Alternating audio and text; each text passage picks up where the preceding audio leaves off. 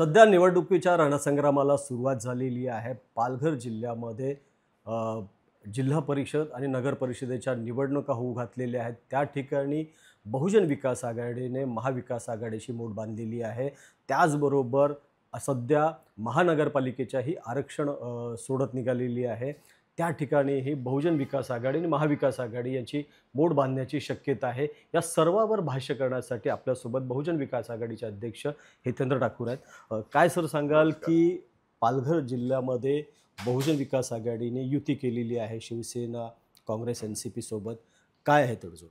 अ, आमचे माजी खासदार बळीराम जाधव, माजी जिल्हा परिषद अध्यक्ष काशीनाथ पाटील, राजेश पाटील आणि स्थानिक मंडळी, पालघरची पालघरला, जव्हारची जव्हारला, डहाणूची डहाणूला, म्हणजे ज्या ज्या विभागामध्ये यांनी एकत्रितपणे लढण्याकरता समोरून आलेले शिवसेना किंवा राष्ट्रवादी, शरद पवार गट, पवार साहेबांची राष्ट्रवादी, उद्धवजींची शिवसेना,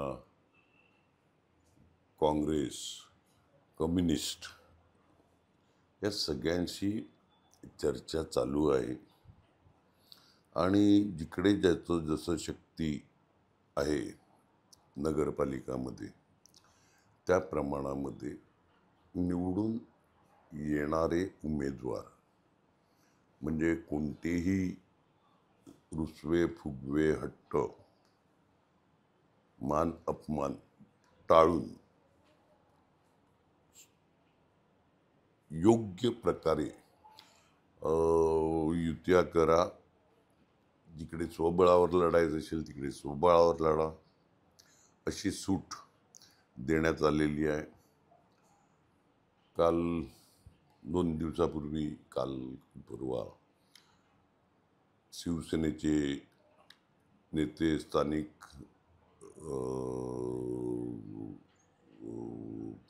लोक, म्हणजे विलास पोतनीस, माझे मित्रच आहेत ते, स्थानिक लोकाधिकार समितीमध्ये काम करतात, अमोल कीर्तीकर आणि स्थानिक, असे सगळे आलेले. त्यांच्याशी चर्चा झाली, हे बोलणं झालं. म्हटलं कुठेही तुम्हीही प्रतिष्ठा किंवा मान हे करण्यापेक्षा निवडून येण्याच्या क्रायटेरियामध्ये कोण बसतो अशा उमेदवारांना देऊन आकडे किती आहेत ह्याच्यापेक्षा लोकांच्या कामाच्या हिशोबाने कोण योग्य उमेदवार आहे, मग तो नगराध्यक्षाचा असेल, तो नगरसेवकाचा असेल, जे काही असतील, तर ते थोडी 2 पावलं मागे टाकण्याची तयारी सगळ्याच पक्षांनी घेतली पाहिजे. सन्मानजनक तोडगा कसा काढता येईल हे बघा, एवढं बोलणं झालेलं आहे. पालघरमध्ये आपली भूमिका काय असेल, की लहान भावाची का मोठ्या भावाची? नाही नाही, जिकडे लहान भाऊ आहेत तिकडे आम्ही लहानच भाऊ असणार, जिकडे आम्ही मोठे भाऊ आहेत तिकडे मोठे भाऊच असणार.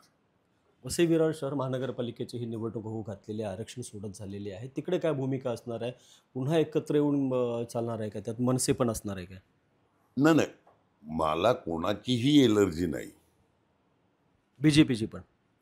कोणाचीही एलर्जी नाही. भाजपने युतीचा हात वाढवला तर? सर्व जाती धर्माच्या लोकांना बरोबर घेऊन जाणाऱ्या कोणत्याही पक्षाशी युती करण्याला माझी काहीही हरकत नाही. सर्वसामान्य माणसाला न्याय कोण देऊ शकतो? उमेदवार. असेच उमेदवार असले पाहिजेत. कुणाकडं प्रस्ताव आलेला काय? कारण की आपली तर मैत्री प्रत्येक पक्षाची आहे. कुणाचा काय प्रस्ताव वगैरे आले? महाविकास आघाडीने दिलाय, बोललं ना, काल माझी बैठक पण झाली त्यांची. वसई विरार महानगरपालिकेच्या संदर्भात वसई विरार महानगरपालिकेचे अजून रिझर्वेशन पडायची होती, आता रिझर्वेशन पडल्यात. एक तर प्रत्येक वॉर्डात किमान 2 महिला द्यायच्या आहेत. मग त्या योग्य अशा सक्षम उमेदवार बघणं, ते येणं, चाचपणी करतील ना सगळेजण, सगळेच पक्ष करतील. आम्ही पण आमच्या पक्षामधून चाचपणी तर करू ना, का आपल्याकडे ओबीसी असेल, एस-सी असेल, एस-टी असेल, महिला असतील. ह्या सगळ्या सक्षम उमेदवार कोणत्या कोणत्या वॉर्डात कोण कोण आहेत, कोणत्या कोणत्या प्रभागामध्ये कोण कोण आहेत. कारण का महानगरपालिका 4 वॉर्डाचा 1 वॉर्ड झाला आहे. म्हणजे अ, ब, क, ड. एकचा अ, ब, क, ड, ब चा अ, ब, क, ड असं करत शेवटच्या वॉर्डमध्ये 3 उमेदवार आहेत.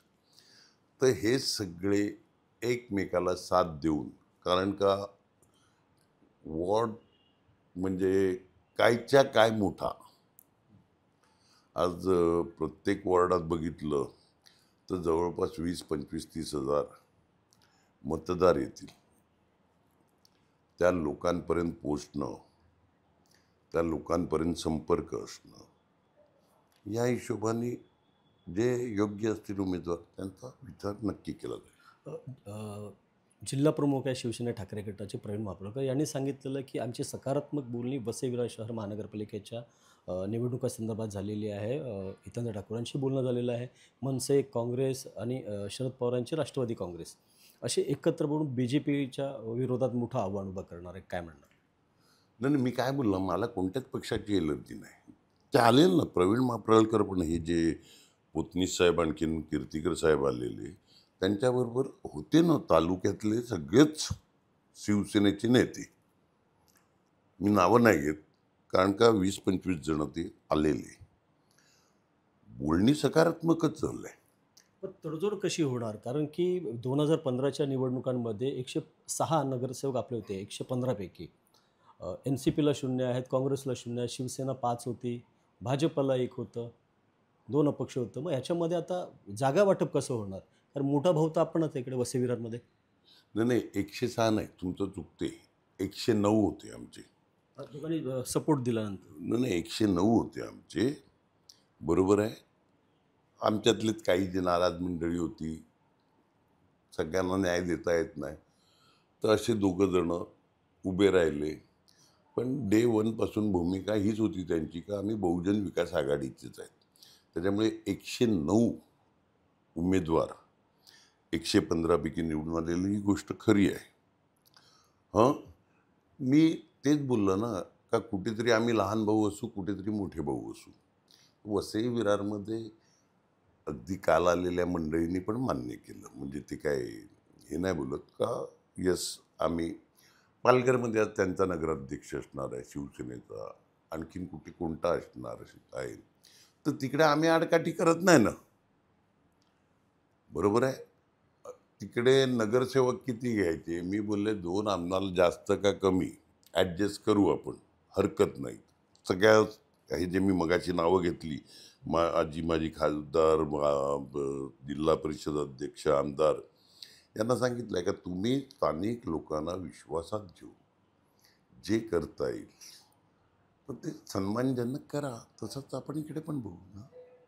पण आता सध्या हौसे-गौसे आता पूर्णपणे गुडघ्याला बाशीमधून तयार झालेले आहेत. कारण की बहुजन विकास आघाडी नंबर 1 पक्ष आहे. त्यांची सत्ता होती वसई विरार शहर महानगरपालिकेमध्ये.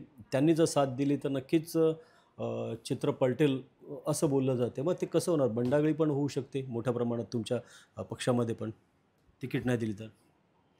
हे बघा, ज्या झाडाला फळं असतात त्यालाच दगडं जास्त पडतात.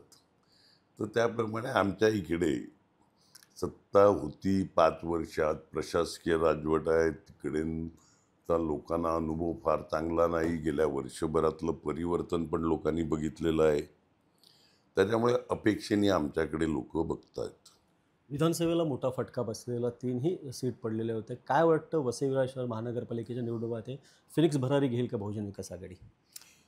आम्ही येणार येणार मी तुम्हाला खात्रीपूर्ण सांगतो, यांना 115 उमेदवार करायचे, डोक्याला डोकं देणं इतकंच करू शकतात. ह्या पलीकडे ते काही करणार नाही. कशी असेल तयारी आता ह्या निवडणुकीची?